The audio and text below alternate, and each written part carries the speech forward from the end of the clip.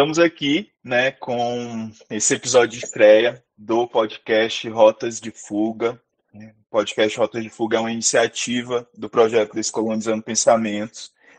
E para esse episódio de estreia, né, eu fiz questão, assim, de ter uma convidada muito especial para mim, pessoalmente, porque ela, através do Afrofuturo, impulsionou muito a minha caminhada, continua impulsionando e de certa forma, uma incentivadora indireta da existência desse nosso podcast. Né? Eu estou falando de Morena Mariá, vou chamá-la aqui para se apresentar para nós. Por favor, Morena, seja bem-vinda, uma honra, um prazer, uma felicidade imensa estar aqui com você.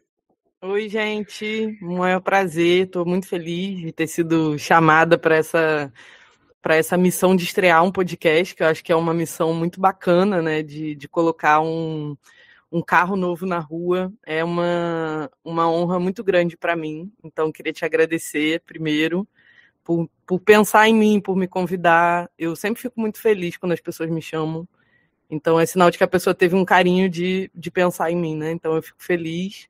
E obrigada por quem está aqui já ouvindo a gente, que fique aí até o final para acompanhar nossa troca, nossa conversa. E vamos embora.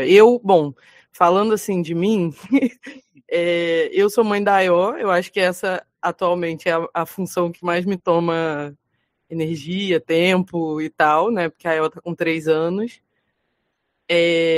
Eu sou pesquisadora, como diz o nosso maravilhoso mestre Nego Bispo, eu sou uma intelectual orgânica, eu não sou uma intelectual acadêmica, uma pessoa que se construiu, né, num trabalho de pesquisa acadêmico, apesar de estar, graças a Deus, saindo da academia. Nesse momento da minha vida, eu levei muito tempo para conseguir isso, mas eu sou uma pessoa que toda a minha pesquisa e tudo que eu faço de trabalho com o afrofuturismo, que é o foco da minha pesquisa, começou no chão da favela, né? Vem de dentro dos terreiros, vem desses espaços de educação que são espaços de educação informais, talvez de uma perspectiva coletiva, né? Então, todo o processo do meu trabalho tem a ver com isso. Eu apresento o podcast Afrofuturo, que é esse podcast que você citou aqui tão carinhosamente, e também faço outras experiências e atividades educativas lá pelo Afrofuturo. Eu acho que nesse momento é o que basta para o pessoal me conhecer. Eu também tenho uma outra skin, que é a skin assessora parlamentar. Eu trabalho na Câmara Municipal aqui do Rio de Janeiro, com formulação de política para criança e adolescente. Então é meio que o foco do meu trabalho no poder público. E acho que é isso. Vamos trocar essa ideia que eu tô feliz. Vamos que vamos, gente. Ó, se vocês ainda não conhecem o Afrofuturo, vai lá, visita lá, escolhe um episódio, né, de acordo com o tema aí que você se identificar e ouve. É muito bom, né? E aí, para esse nosso início de travessia, né, eu tenho pensado muito sobre travessia e o fato de estarmos, pelo menos a perspectiva que eu me aproximo muito, que é a ética Ubuntu, né? Nós estamos constantemente em travessia. E aí, a partir dessa ideia de travessia, eu decidi iniciar esse podcast, tratando de algo que para mim tem sido, nesses tempos, principalmente, muito importante, desde a pandemia, que é a ideia da redes de cuidado, né? Esse lugar do cuidado como sendo algo de extrema importância para a vida em comunidade, né? E aí eu queria começar perguntando para você, Morena Mariá, o que você entende por rede de cuidado? Que redes de cuidado significa para ti? Eu vou só explicar o porquê que eu te faço essa pergunta. Eu tive um contato com redes de cuidado a partir de uma obra, de um livro, que é uma junção de vários relatos de pessoas de quilombolas, de indígenas. O nome do livro chama-se Rede de Cuidado, Redes de Cuidado, Revoluções Invisíveis por uma Vida Vivível, né? E aí é isso, eu queria saber de ti, o que você entende por redes de cuidado? Eu adorei quando você falou para mim qual era o tema do episódio, eu fiquei encantada. porque eu não conheço esse livro, eu não conheço esse conceito de redes de cuidado, mas eu tenho falado muito sobre cuidado. As pessoas ultimamente têm me chamado para falar sobre isso. Eu acho que depois do Dia das Mães, que eu escrevi que eu odeio a maternidade, né, o que ela quer dizer no mundo ocidental, e as pessoas ficaram um pouco chocadas quando eu falei isso, as pessoas começaram a querer entender por que eu falei isso, enfim, e várias questões. Mas eu acho que a gente está vivendo no Ocidente a crise do cuidado, né? O Ocidente ele não sabe cuidar e não reconhece o cuidado como um valor importante.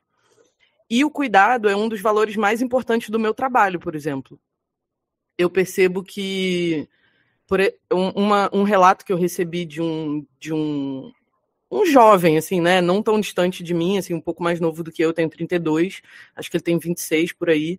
Eu fui para um evento falar numa formação em São Paulo, num seminário para arte educadores, e aí uma das pessoas que estava lá na mesa comigo falou que durante a pandemia estava passando por um processo super difícil e tal, e que ele tinha algumas ideações suicidas, e que o podcast foi um lugar onde ele se abrigou, né, onde ele se sentiu acolhido e tudo mais, e que hoje ele está onde ele está, né? Aquilo me impactou assim de um jeito, eu fiquei até sem fala assim depois que ele falou isso, mas aí eu fiquei refletindo sobre a importância que é a gente abrir esse espaço para colocar o cuidado como algo importante, né? Porque a gente vive num mundo em que o cuidado ele é visto como ou como uma tarefa menor, né, um trabalho que pessoas que são pouco letradas, né, que são pessoas mais pobres, que não têm acesso à educação formal, na maioria mulheres negras, né, no caso de cuidados mais periculosos, homens negros, nessas funções de coleta de lixo, né, funções mais arriscadas, limpeza de prédios, você sempre olha, assim, os caras pendurados são sempre homens negros. Então eu fico pensando o quanto o cuidado ele é uma dimensão importante para o meu trabalho e o quanto essa perspectiva, né, do cuidado, ela está muito alinhada, por exemplo, com a filosofia Ubuntu, que eu também uso muito no meu trabalho, assim, uso como um recurso para explicar para as pessoas a importância, quando eu vou discutir futuro com as pessoas, a importância das pessoas compreenderem a responsabilidade que elas têm com quem ainda não nasceu. Com as pessoas que estão nascidas, óbvio, a responsabilidade de legado com a ancestralidade, maneiro, mas tem uma dimensão aí, não só de pessoas, mas de um planeta, né, de seres vivos, que ainda não estão aqui e que precisam ter condição de estar aqui, de chegar aqui, de viver esse mundo em condições minimamente dignas. E isso tem tudo a ver com cuidado. Falar sobre futuro tem tudo a ver com cuidado. E eu percebo que um dos grandes problemas da forma como, por exemplo, o futurismo tradicional discute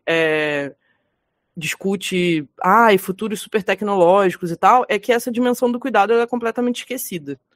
Então, eu acho que, de muitos pontos de vista, o cuidado é fundamental. Eu acho que uma sociedade que não tem um cuidado bem estabelecido, ela está afadada ao fracasso. E a prova disso é que agora, no IBGE, quando saíram os dados de natalidade, a natalidade no Brasil caiu absurdamente. Por quê? Quem é que quer ter filho no Brasil, gente? Ter filho custa uma fortuna, você cuida sozinho, é um perrengue do cacete, e não tem suporte algum de ninguém, de nada, sabe? É uma coisa super solitária, adoecedora para quem é mãe solo. Eu sou mãe solo, então assim, é um bagulho que te adoece mesmo, você fica doente com aquilo. E é isso, as pessoas não querem mais ter filho, as pessoas não querem o compromisso com a continuidade, justamente porque não tem rede de cuidado, não existe o cuidado como algo central. E a gente percebe que nos terreiros, né, nas nossas tradições, dentro das nossas organizações, digamos assim, o cuidado ele é uma dimensão muito importante.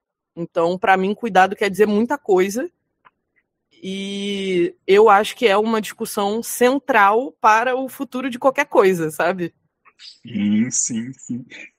Você tocou num ponto que me toca muito, assim, que é dentro da ética Ubuntu, e que eu aprendo com o Mogove Ramose, né, que ele traz a ideia de que para os povos falantes de línguas banto, né, eles compreendem a existência em três dimensões, que é justamente essa dimensão dos nossos ancestrais, daqueles que vieram antes, a dimensão dos seres viventes, né? E há algo muito potente nisso, mas ele compreende a existência desses que ele chama dos ainda a ser nascidos, que é justamente esses que estão por vir. E nós, né, aqueles que são guiados aí pela ética Ubuntu, estão aqui em respeito a quem veio antes, e esse respeito pressupõe uma relação contínua com esses, né? Então já tem aí uma relação de cuidado, porque eu lembro da minha ancestralidade quando eu, por exemplo, faço uma comida que a minha ancestralidade gostava. É uma forma de manter, né? E tem o princípio de enquanto a memória coletiva desse ancestral estiver presente na comunidade, esse ancestral ele está presente na comunidade, ou seja, ele está participando ali. E esses sujeitos que aqui estão, ou seja, nós também temos a responsabilidade de fazer com que o ainda a ser nascido seja de fato nascido. E mais do que isso, né, que nós consigamos preparar o caminho para que essa próxima geração encontre aqui nesse habitat um lugar vivível, né, um lugar mais confortável do que aquele que os nossos ancestrais, por exemplo, encontraram, né? E foi isso que eles fizeram por nós, né? A maior parte da nossa ancestralidade aqui nessa terra se guiou pelo cuidado deles entre si, mas também pelo nosso, para tornar a nossa vida um pouco menos sofrida do que a deles, né? E isso é muito importante também, é o que me toca muito nessa questão do cuidado. E aí, só para dialogar com a gente, né, eu te fiz essa pergunta, e aí eu acredito que não há, porque isso é uma questão do Ocidente, um conceito fechado, né, do que seja essa rede de cuidado. Eu acho que essa rede de cuidado, ela é inclusive fluida, né, ela vai confluindo e vai ganhando aí novos significados, mas de onde eu vim, assim, de onde eu li e comecei a entender sobre, diz que as redes de cuidado são articulações construídas a partir do vínculo, né, dessas relações, e são expressões do comunitário que permitem a reprodução da vida em seus vários aspectos e estabelecem relações de reciprocidade como potência política. Então é tudo isso que você falou, Muito de uma outra bonito isso. forma. É lindo, né? É o que o Ocidente tem tirado de nós, eu sinto, essa relação de reciprocidade, né? Centrado muito no ego. E a Mas possibilidade do vínculo, né? Que eu acho que quando o mestre Nego Bispo fala que o Ocidente ele prega o desenvolvimento e a gente nós que somos povos orgânicos, nós pregamos o envolvimento, é sobre isso, é sobre a capacidade de se vincular. E o quanto que esse vínculo é importante para a nossa continuidade, sobrevivência como espécie mesmo. Porque eu acho que agora que a galera tá percebendo do tipo, quer dizer que se eu tornar a vida das pessoas miserável, as pessoas não vão querer ter filho, não vão querer continuar aqui. Nossa, que surpresa! Sabe, uma coisa tipo, meio... Você fica meio... Que lógica maluca é essa, sabe? Mas aí a gente vai entendendo que são lógicas... não é nem lógica, né? Eu acho que são paradigmas de existência opostos e até opositores, assim, né? Que se chocam, porque de fato são valores muito diferentes. Então, eu percebo que assim, o pouco de apoio e suporte que eu tive nesse processo de cuidado com a minha filha, eu tive a minha filha no auge da pandemia, né? Em 2020, junho de 2020. Eu estava em São Paulo na época, eu não tinha ninguém por perto. Quando eu vim para o Rio, quem me acolheu não foi necessariamente minha família carnal, né? Minha família biológica. Foi uma amiga, irmã minha, com quem eu fui morar, e quem cuidou da minha filha até os 2 anos foi a prima dela. Então, e a família dela é uma família de mulheres negras, é uma família aqui da periferia do Rio, é uma família que abraça todo mundo, e eu sou uma agregada dessa família. Essa minha amiga virou madrinha da EO, da minha filha, e eu me tornei madrinha do filho dela. E nessa a gente meio que se construiu como uma grande família. Então, essa família é uma rede de cuidado importantíssima para mim. Importantíssima para o meu desenvolvimento, para a minha capacidade de criar vínculo mesmo, porque eu venho de uma família muito desestruturada pelo racismo, assim, muito.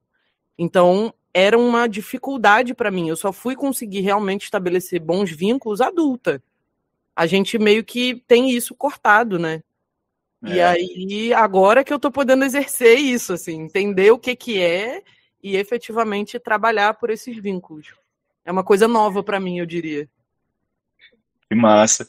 E que bom te ouvir. Assim, eu fiquei emocionado. Eu me emociono fácil. Assim, Eu também, eu sou vai, super emocionada, liga não. eu corro cheio de lágrimas, porque você foi falando e eu fui me vendo na história de Ayo. Ayo, que fala? É. Minha mãe, ela engravida aos 24 anos de idade. Eu sou do Ceará, sou de Fortaleza, e sou do interior de uma região indígena chamada Cariri Cearense. E quando minha mãe engravida aos 24 anos de idade, ela decide ir para a capital porque ela disse que queria me dar uma condição de vida melhor, que eu conseguisse estudar, né? E eu cresci em uma vila, né? Uma vila, minha mãe, eu nunca, não conheço meu pai até hoje, e a minha mãe, ela precisava trabalhar. E eu, a partir dos 8 anos de idade, já precisava ficar sozinho em casa. Só que a gente morava numa vila. E essa vila era toda de pessoas negras. Só moravam pessoas negras nessa vila. E tinha uma mulher, principalmente assim, uma senhora, já uma mulher negra, retinta, maravilhosa, chamada Dona Elisete. E eu não sabia, eu era muito inocente, eu metia bagunça, né, moleque. Só que depois de adulto eu fiquei sabendo que eu não ficava sozinho. A minha mãe tinha conversado com todas as vizinhas É para acompanhar óbvio. todos os meus passos, né? Então ali já existia essa rede de cuidado. Minha mãe, ela podia ir trabalhar segura de que nada ia acontecer comigo porque tinha uma comunidade cuidando, né? Como diz um provérbio nosso, do nosso povo, é preciso uma comunidade toda para criar uma criança, né? Então, essa rede de cuidados, eu acredito que de forma direta ou indireta, né, das famílias disfuncionais ou não, ela sempre está ali, ou pelo menos o capitalismo avançou muito, esse pensamento ocidental avançou muito, eu acho que fragmentou alguns desses lugares, né, dessas comunidades de afeto, essas comunidades de cuidado, mas em alguma medida, né, eu ainda vejo que onde há pessoas, principalmente pessoas negras, que é as que eu tenho mais contato, que moram próximas umas às outras, cria-se Isso ali um acaba se vínculo, fortalecendo, né? É mais comum acontecer. um vínculo de cuidado, de carinho, e isso foi muito importante para o meu desenvolvimento enquanto pessoa, porque todas essas pessoas que estavam ali participando da minha criação, que inclusive quando eu fazia algo errado, eram as pessoas que iam lá me dar uma bronca, dizer, oh, não faz isso e tal, eu percebo o quanto que elas fazem parte do que eu sou. E aí eu volto lá na Sobofu Somé e lembro de quando ela fala que na comunidade ela tinha a possibilidade de ter várias mães e vários pais. E aí sempre que ela... Porque é desumanizar um pai ou uma mãe achar que ela ou ele é capaz de suprir todas as necessidades de um filho, de uma criança, né? Porque existem dúvidas que você pode tirar com outros.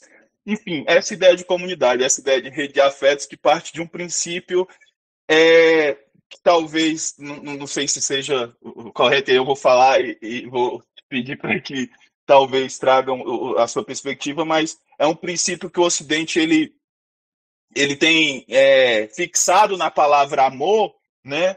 Mas é um princípio de relação que eu gosto de tratar como a ética Ubuntu me ensina, que é esse tu, né? Que é a partir de uma, ou do axé, como se chama, como os povos iorubás chamam, né? Que é esse princípio que está presente em todas as coisas, essa energia, essa fonte de vida, né? É o princípio que conecta as vidas, que impulsiona essa ligação entre os sujeitos, dentro desse lugar que não é o Ocidente, né? Porque nós nos compreendemos enquanto um coletivo, né? De fato, enquanto comunidade, e que esse princípio é a ideia que está ligada à nossa vulnerabilidade. Ou seja, eu tenho empatia por você, usando um conceito ocidental, eu tenho empatia por você, eu tenho um amor por você, eu quero cuidar, quero proteger, quero contribuir na sua existência a partir daquilo que eu sinto em mim, da necessidade de estar junto de uma comunidade, junto do outro, de compreender que em comunidade eu me sinto muito mais potente para desenvolver os meus dons, né, aquilo que eu posso contribuir para o benefício de todos aqueles que estão formulando essa comunidade, né? Então, não sei se ficou muito direta a ideia que eu tentei compartilhar, mas é entender essa diferença da dinâmica de relação entre as comunidades, por exemplo, as comunidades africanas, as comunidades indígenas, que estão ou que se apresentam antagônicas a esse princípio ocidental que está baseado naquela ideia de uma família nuclear, né? O que importa é que eu e a minha casa estejam bem, o que está fora não me importa. Então é isso. Assim. Eu acho que é bem por aí mesmo. Eu acho que uma das primeiras coisas que diferencia as nossas práticas, princípios e tal, das práticas e princípios ocidentais é a noção de família. O que é uma família? Uma família é uma noção de família ampliada, não é uma noção de família nuclear. Porque uma família nuclear é isso. Para você conseguir estruturar, digamos assim, essa família nuclear, você vai ter que passar por cima de muita coisa, muita gente, saca? Uhum. E essa noção de família ampliada, coletivizada e tal, ela favorece até essa perspectiva de linhagem mesmo, que é uma coisa que no Ocidente não é tão forte assim. O que eu fico pensando assim, sobre o que você falou, sobre essa parada da vila, teve uma vez que eu estava lendo Provérbios, eu adoro provérbio, né? Eu estava lendo provérbio, e aí tem um provérbio que diz assim: a criança que não receber calor da sua comunidade, ela vai queimar a aldeia inteira. Então, é um princípio de que o cuidado, ele é um cuidado, esse cuidado com as pessoas, né, que estão ali, que compõem esse grupo, é uma questão, inclusive, de autopreservação, de continuidade, porque uma pessoa que é mal cuidada ou não é cuidada, essa pessoa cria um potencial destrutivo enorme dentro daquela comunidade. Então, as pessoas mais velhas, elas sacam isso. Sacam demais isso. Então, por isso que, assim, a sua mãe não precisava te falar que a galera estava de olho em você, porque as pessoas estavam ali realmente para bater o radinho, né? Se acontecesse alguma coisa, ela sabia que ia ter gente ali no suporte. Então, a sensação que eu tenho é que a gente, de alguma forma, a gente vai se agarrando, sabe? Nessas práticas e valores. Uma vez eu estava conversando com uma pessoa sobre uma coisa que virou moda uns anos atrás aqui no Rio. Não sei se aí onde você vive isso já rolou, essa modernização, né? Que a galera branca adora abraçar coisa nossa e achar que inventou. Negócio de creche parental. Já ouviu esse rolê? Já ouvi, mas aqui eu estou em Ouro Preto hoje. Os pais se organizarem para cuidar das crianças num esquema de rodízio. E eu falo, cara, isso sempre acontece. Nas famílias pretas, isso é apenas a regra. Tipo, se uma criança fez uma besteira, você tem a mãe daquela criança te dá aval para você ir lá e falar, não faça isso. Isso é meio que um pacto silencioso nas famílias negras. E ninguém vai te desautorizar, ninguém vai falar, não fala assim com ele e tal. Enfim, tem a não ser que seja uma violência, óbvio, mas assim, fora disso, existe uma autoridade coletiva, né? As pessoas distribuem entre si a responsabilidade de cuidar. Então, eu acho que o que falta também hoje, muito, inclusive para muitas pessoas, eu ouço de muitas pessoas negras, eu não quero ter filho. Eu não quero ter filho, eu não quero ter filho, porque, porra, passei o pão que o diabo amassou, eu não quero ter filho.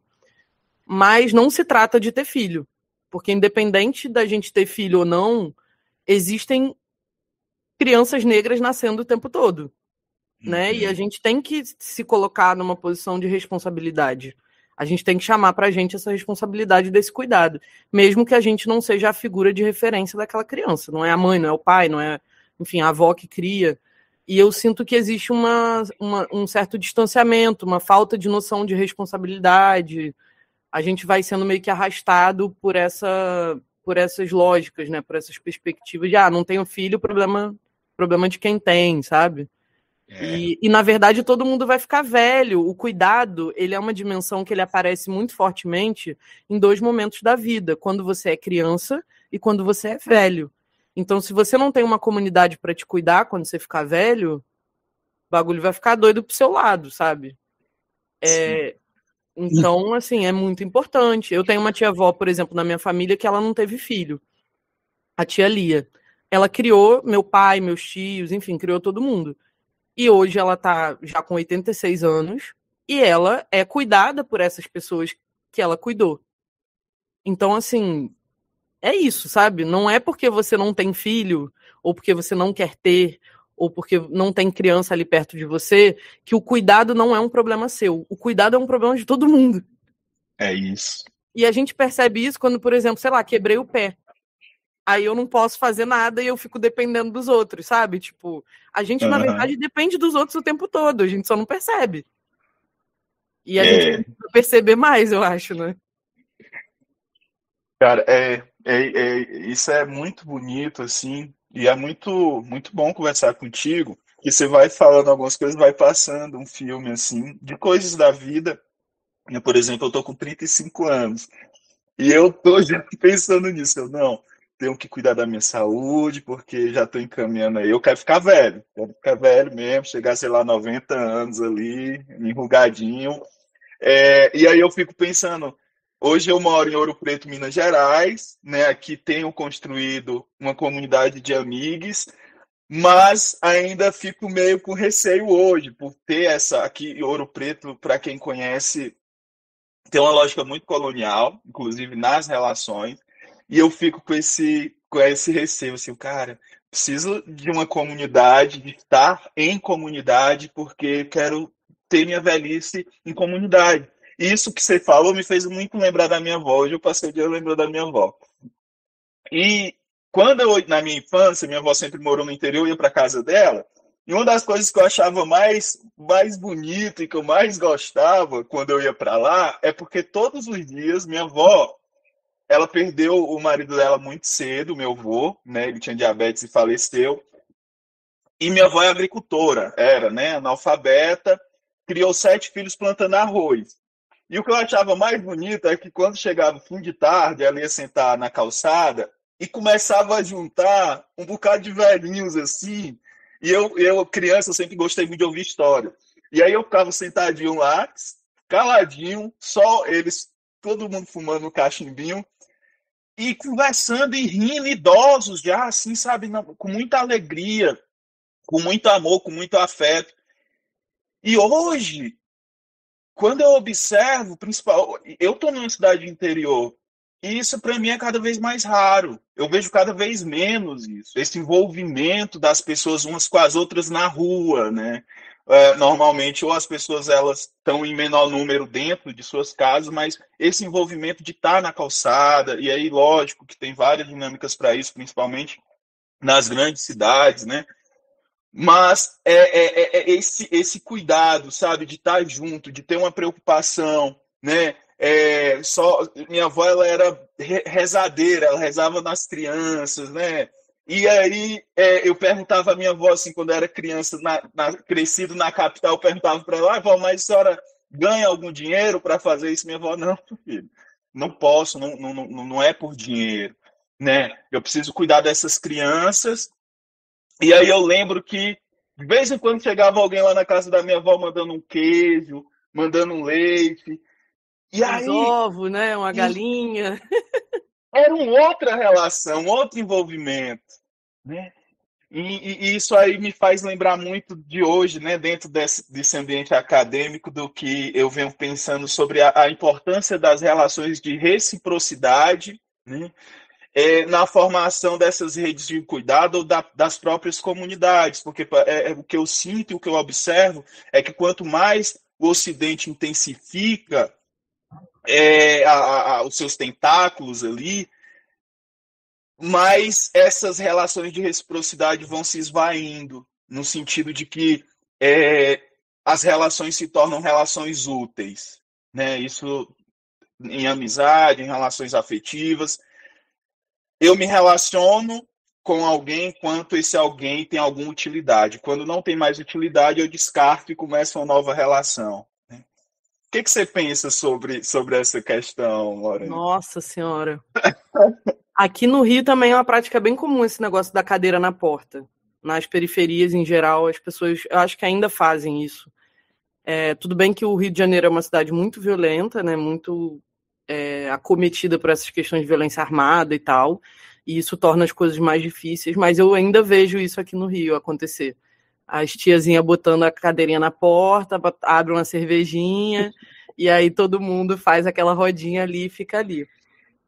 Eu acho maravilhoso. Eu acho, inclusive, que quando a gente fala assim, de valores e de filosofia e de ancestralidade, as pessoas acham que é uma coisa super abstrata, etérea, nossa, cabeção, né? E não. Isso é uma prática extremamente filosófica, ancestral e tal, e que está diluída no cotidiano das pessoas, sabe? Outra coisa também que eu me lembrei aqui, eu não sei se é no livro da Sobon Fu, teve alguma coisa que eu li falando que quando uma pessoa senta no centro da aldeia, né, dessa ideia da aldeia tradicional africana, e aí sempre senta uma outra pessoa do lado. E quando essa pessoa fica em silêncio, essa pessoa que sentou levanta e vai buscar outra, porque o silêncio, se a pessoa não conseguiu falar, é porque é uma coisa que precisa de mais pessoas para poder tratar aquela questão de alguma forma. E eu percebo que a gente precisa se esforçar muito, sabe? A forma como a gente vive hoje exige um esforço muito grande. Porque é isso, por exemplo, eu moro num prédio. Nesse prédio não tem nenhum espaço de convivência. Até a forma como os espaços são pensados, eles excluem a possibilidade da convivência. Então é muito ruim mesmo, assim, é um bagulho muito que está muito entranhado na forma como as coisas funcionam, né? Quando você vai, por exemplo, cada vez mais difícil aqui no Rio, você vê uma praça legal, sabe? Uma praça em bom estado, bem cuidada, que tem atividades para as pessoas conviverem ali e tal. É difícil, você tem que andar bastante para chegar nesse lugar. E aí, sabe, as pessoas não vão. Isso vai virando uma prática cada vez mais difícil, como você falou, cada vez mais rara.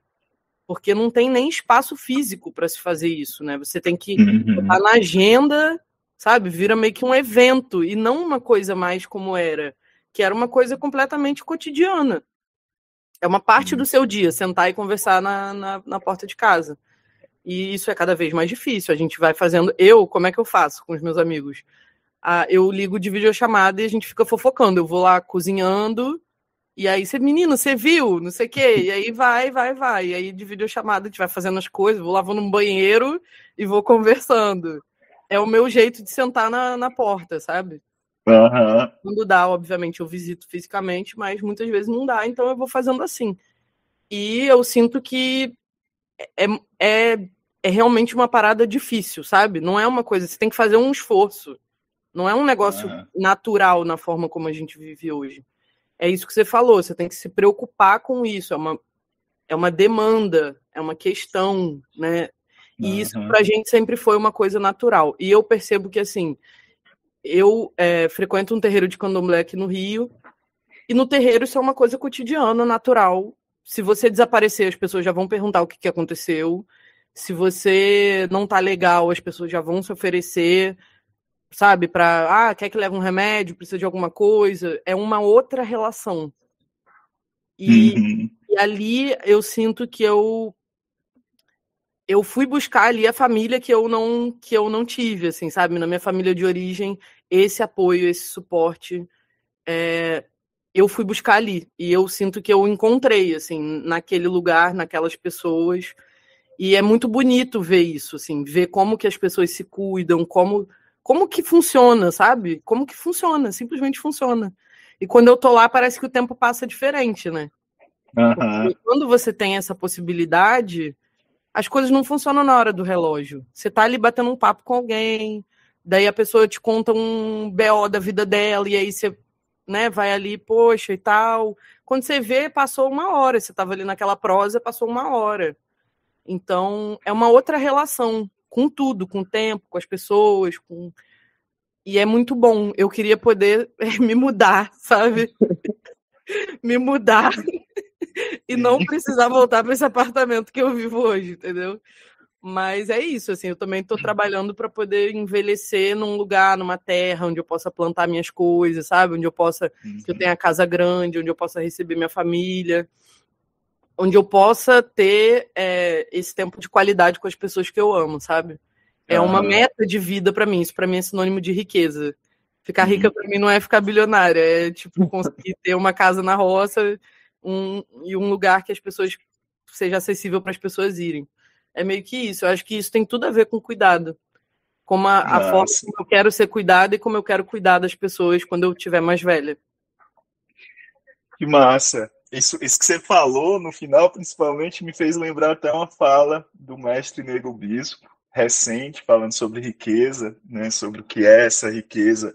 Porque é isso, eu acredito e vejo a cada dia que a nossa concepção de riqueza é muito diferente da concepção do Ocidente, né? E o que você falou está totalmente ligado a essa ideia de desenvolvimento. Por exemplo, esses espaços que são criados de um modo que ou dificulta ou impede a socialização, porque nós vivemos sob o jugo de uma estrutura social que é baseada no domínio, né?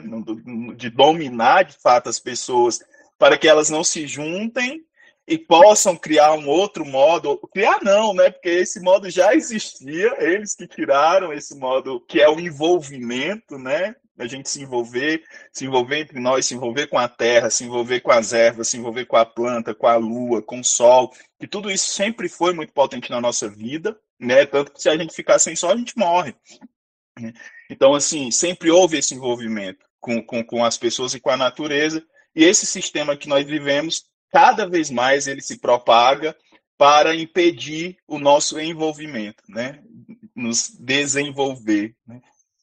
E aí esses lugares como os terreiros, né, é algo que alguns pensadores, mas eu também gosto de tratar como lugares de vida, que é os lugares onde proporcionam encontros, esses encontros verdadeiros, porque tem um princípio da ética Ubuntu que entende que a humanidade, essa ideia de humanidade, ela está permanentemente em criação. E essa humanidade em criação, ela é fruto do encontro com a face do outro, né? Ou seja, essa humanidade ela se cria, né? Ela permanece em criação enquanto há essa possibilidade do encontro, porque eu me faço humano, né? Nessa ideia de humano, a partir do encontro com o outro, a partir do momento em que eu te encontro. E esse encontro, né, de acordo com a ética Ubuntu, pressupõe uma relação de cuidado. E essa relação de cuidado é justamente sobre isso que você falou, do silêncio, porque essa relação de cuidado, ela pede que haja uma relação que rompe com o silêncio. O diálogo, né? É um envolvimento de fato. Rompe com o silenciamento, eu acho, né? Que é esse lugar da individualidade, esse lugar da exclusividade. Eu tenho falado muito sobre isso, assim, o quanto que se a gente quer discutir futuro, a gente tem que pensar que se a gente está falando de futuro por uma perspectiva preta, esse futuro é necessariamente coletivo, assim. E quando eu digo coletivo, eu não estou falando, vamos dar as mãos, e etc e tal. Não é sobre isso, né? Não é sobre ter que ser amigo de todo mundo ou sobre, sei lá, sabe? Você tem que fazer uma grande festa para reunir todas as pessoas. Pode ser, porque a gente adora uma desculpa para bater um tambor, mas não necessariamente. Às vezes é só realmente a gente entender que esse futuro ele precisa estar comprometido com essa continuidade, né? Porque eu percebo que nessa discussão sobre futuro existe essa perspectiva muito branca. Isso, para mim, é o suprassumo da branquice, cara. Bagulho de colonização interplanetária, de ir para outro planeta. Eu falo, mano, não! Sabe? E a gente que é extremamente envolvido, né, que tem essa relação com a Terra, não faz sentido nenhum pra gente isso. Não faz sentido nenhum isso. Então, não, sabe? Não é sobre isso o futuro. O futuro definitivamente não é sobre colonização interplanetária. Não é sobre colonização, muito menos interplanetária. Então, assim, se eu pudesse fechando assim um pouco dessa parada, dessa relação do cuidado com o futuro e tal, se eu pudesse dizer uma coisa que para mim representa muito essa relação, é uma perspectiva de que a gente só é capaz de imaginar futuro de maneira coletiva, porque é isso, para mim, é isso que faz sentido, mas também esse senso, né, de responsabilidade sobre o futuro, essa vontade de criar esse futuro no presente, está muito ligado a essa relação ancestral, está muito ligado a gente ter o que passar para frente, a gente realmente amar aquilo que a gente recebeu. E a gente é incentivado a odiar o que a gente recebeu, a ver como pobreza, né? A ver como uma coisa menor. Por exemplo, ouvindo o mestre Nego Bispo falando do negócio da panela grande, né? Da casa grande, de poder todo mundo sentar na casa dele, se chegarem 10 pessoas comem, 10 pessoas dormem. Isso sempre foi uma premissa na casa da minha avó. Na casa da minha avó, o almoço de domingo, ele era feito o dobro da quantidade de comida para cada um poder levar sua marmita para almoçar na segunda-feira. Entendeu? Então, assim, isso tá dado pra gente. A gente só precisa realmente valorizar isso, né? Porque a gente recebeu isso, de uma forma ou de outra, né? Então, eu tenho a sensação de que é mais sobre como a gente olha para isso, né? E como a gente valoriza, do que sobre inventar a roda. Né, porque a gente está vendo aí essas política nacional de cuidado que a galera está formulando em vários países. Isso é a nova moda do rolê, né? A galera agora descobriu que cuidado é uma questão. E para a gente, cuidado sempre foi fundamental. Sempre foi. Então, não quer inventar roda nenhuma.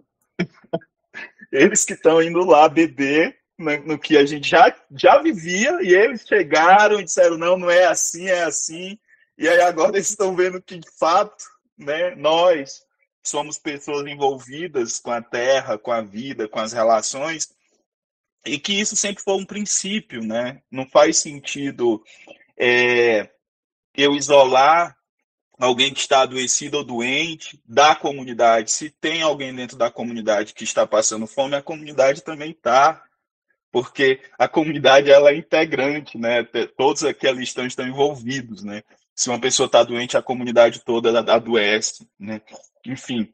Uma coisa que me chamou muita atenção, assim, quando eu fui lendo, estudando as coisas, como é que a gente organizava sociedades enormes sem prisão, sem necessariamente uma escola no formato que a gente tem hoje no Ocidente, e sem hospital, né, onde você enclausura os doentes, né? Como é que... E basicamente é cuidado. A resposta para isso é cuidado. A gente fez isso ao longo de milênios porque a gente entendia que o cuidado era uma premissa fundamental. Então, o que você faz com uma pessoa, bem entre aspas, louca? Você cuida dela. O que você faz com uma pessoa que está doente? Você cuida dela. O que você faz com uma pessoa que cometeu um erro, um crime? Você cuida dessa pessoa. Você não joga essa pessoa fora, porque fora não existe, né? Tudo está interconectado. Então, eu acho que ainda tem muito mais para cavar, sabe, nessa temática do cuidado. Tem muito mais coisa para vir aí, sabe, nesse futuro aí. Eu estou muito interessada de onde isso vai dar. Vamos. E um princípio que me pega é porque o Ocidente tem a mania de padronizar tudo. Aí quer padronizar, inclusive, o cuidado. Sendo que o cuidado ele é distinto de um sujeito para outro, porque nós somos distintos, né? Então, quando você fala em políticas de cuidado, eu fico pensando, mas será que vai ser? Não. De acordo com, sei lá, essa doença aqui vai ter que tratar dessa. Não, são pessoas diferentes. Você tem que ter um envolvimento, tem que ter isso, uma relação de cuidado. E a relação de cuidado pressupõe conhecer cada pessoa que faz parte dessa comunidade, entender que essa pessoa ela tem questões distintas que são delas e que ela precisa ser cuidada a partir daquilo, assim como eu preciso ser cuidado a partir dessas minhas distinções, né? Porque eu acho que o Ocidente ele vai sempre pela via que parece ser mais fácil, e a via mais fácil não é a do envolvimento, é a da exclusão, é a da violência para eles, né? Porque é isso, é um doido, joga no manicômio, né? Cometeu um crime, joga na cadeia. E aí você vai excluindo essas pessoas do convívio social e elas só serão aceitas no convívio social se elas seguirem um padrão, né, Uma de cartilha, existência. né? É, não faz sentido. Mas, enfim, é isso. Não quero mais tomar muito do seu tempo. Gente, muito bom te ouvir. Por mim, eu queria te ouvir muito mais aqui, mas temos aí, né, esse horário linear para fazer as nossas outras atribuições, né? Como você falou, você é uma mãe, né, solo, que tem várias responsabilidades aí. Então, queria, em primeiro lugar, te agradecer mais uma vez, né, por ter topado aí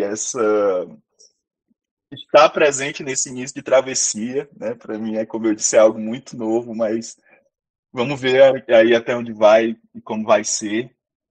E aí, para a gente se encaminhar para o nosso encerramento, antes das suas palavras finais, eu queria te pedir, eu não sei se você faz isso, não sei se você ouve podcast também, além de, né, estar à frente de um.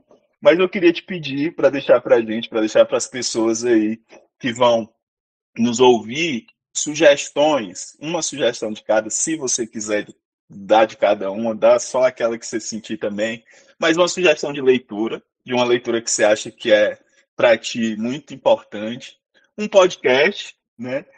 E um filme ou uma série, por favor. De milhões, né? Adorei esse pedido. Eu tava ouvindo essa semana, eu não, por incrível que pareça, gente, isso é horrível, mas é verdade. Eu não sou a maior ouvinte de podcast, não, tá? Eu faço Uhum. podcast, mas eu não sou necessariamente uma pessoa que ouve muito, muito podcast. O Hugo, o meu noivo, ele ouve podcast, assim, ele dorme ouvindo podcast, literalmente. Eu tenho que tirar o fone da cabeça dele dormindo. Então ele conhece muito mais podcast do que eu, mas essa semana eu estava ouvindo um podcast chamado Pavulagem, não sei se você já ouviu, que Já. achei incrível, assim, contando umas histórias de tradição indígena, achei muito bacana e curti muito também o desenho de som, assim, tem uma narrativa bem construída de som, achei muito maneiro, então queria deixar aí como dica para quem quiser ouvir uma coisa mais nessa pegada de contação de história, que eu gosto bastante desse perfil. Pavulagem o nome. Série, deixa eu pensar aqui. Série Ou filme, pode ser. ou filme. Cara, eu não vou deixar um filme, eu vou deixar, sabe o quê? Uma palestra. Tem uma palestra da Sobon Fussomé sobre os dons no YouTube. Eu vou até pegar o link, vou te mandar para você poder listar na descrição, mas Uhum. ela fala basicamente de como funciona o dom na vida da pessoa. E tem tudo a ver com cuidado, tem tudo a ver com comunidade, tem tudo a ver com propósito de vida, com como a gente coloca o dom que a gente tem a serviço da nossa comunidade. Assim, foi uma palestra que eu vira e mexe, eu ouço de novo, de novo, de novo. Porque mudou muito assim a minha perspectiva do que é propósito, sem essa perspectiva ocidental, brancona, sabe? De que você tem que fazer o seu propósito virar um negócio. Não tem nada a ver uma coisa com a outra. E me deu um senso, assim, de noção de coletividade. Então, é uma boa recomendação. Cara, livro, eu tenho 1 milhão de livros que eu poderia... Inclusive, estou olhando para eles aqui. Mas eu vou recomendar 2. Para quem não leu, um muito importante, que eu acho que tem que ser lido por todo mundo, é Um Defeito de Cor. Eu estou recomendando para todo mundo ler Um Defeito de Cor, porque eu acho que é fundamental. E porque agora ela colocou um conto afrofuturista no final e ela já soltou aqui o próximo livro dela, uma ficção científica. Estou muito feliz. Um Defeito de Cor, eu acho que é um livro fundamental para entender quem a gente é, sabe? Eu acho que é aquela ficção pedra fundamental da identidade brasileira. E vou deixar esse... Deixa eu pegar ele ali. Vou falar. Acho que eu não sei se eu vou conseguir lembrar o nome todo, mas é do Muniz Sodré, O Terreiro e a Cidade, a Forma Social Negro-Brasileira, se eu não me engano é isso, o subtítulo. Posso estar errada, mas posso te mandar também direitinho para você deixar listado para a galera. Eu estou terminando de ler esse Terreiro e a Cidade, já estou lendo ele há um tempão, mas eu estou degustando as últimas páginas e é um livro que fala muito sobre cuidado, de como o terreiro ele é esse espaço que se configurou como um espaço de cuidado coletivo. Então, eu acho que é uma ótima leitura para quem quer aprender mais, saber mais sobre como isso funciona por uma perspectiva mais teórica mesmo, porque é a pegada do Muniz Sodré nesse livro, mas ao mesmo tempo é super aplicável na vida, sabe? Super você dá para pegar aquelas coisas ali e fazer alguma coisa com aquilo, que eu adoro leitura que dá para fazer alguma coisa. Massa. Acho que é isso. Acho que, não sei se você gostou das minhas dicas, mas Amei. de cabeça foi o que veio. É isso, vamos que vamos, amei. E agora, assim, muito obrigado mais uma vez. Eu sei que eu estou te agradecendo demais, mas é isso, é esse sentimento de felicidade de estar com alguém que impulsiona o nosso caminhar, né? Assim como são eu já tantas. quero deixar meu convite para você ir no Afrofuturo falar de ético Ubuntu. Já vou deixar aqui registrado, que é para depois, entendeu? Não poder voltar atrás. Não, Falar que será, vou ver aí. Então eu já quero será uma deixar o honra. convite formalizado aqui e te agradecer também pelo convite. Foi incrível para mim. Acho que ninguém nunca tinha juntado essas temáticas, assim. As pessoas me chamaram para falar de cuidado em outra perspectiva, então eu acho seu trabalho muito, muito, muito foda, assim, muito incrível, porque você faz uma junção de...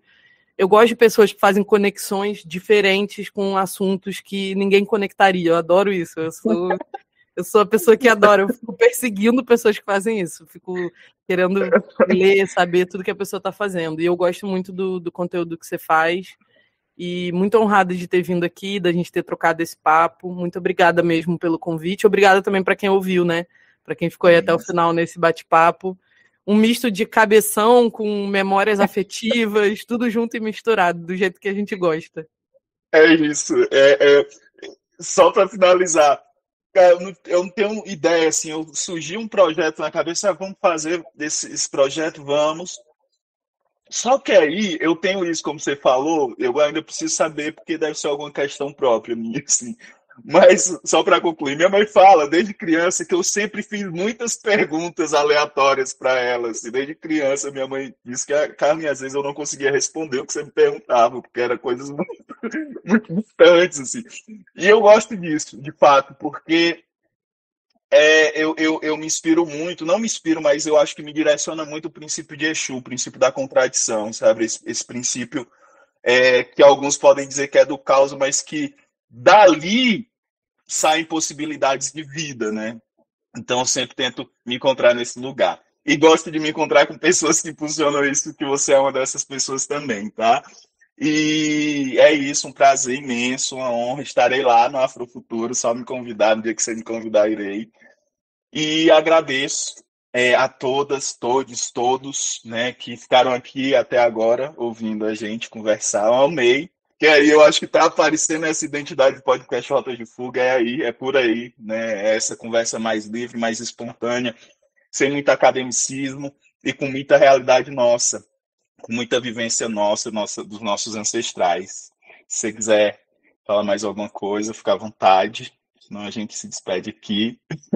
E é isso. Só obrigada a todo mundo. Obrigada a você, obrigada a todo mundo que ouviu. E vamos embora botar isso na vida da gente para acontecer. Vamos embora falar de rede de cuidado em tudo que é lugar, bora cuidar das pessoas ao nosso redor. É isso, vamos embora.